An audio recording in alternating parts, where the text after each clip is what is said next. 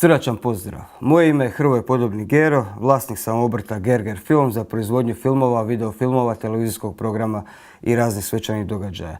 Ovim poslom bavim se već 10 godina. Snimanju svake reklame, svakog prvog filma za vas pristupam kao da to radim za sebe jer je to najbolja reklama za mene.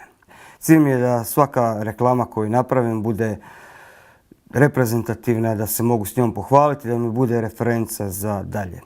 Ako pogledate moje promo filmove koji su na ovoj web stranici, možete vidjeti da su svi oni napravljeni sa jako puno izmjena kadrova, sa naratorom, sa glazbom ispod i jednostavno uloženo jako puno truda. I to je način na koji radim i na koji želim i dalje nastaviti raditi.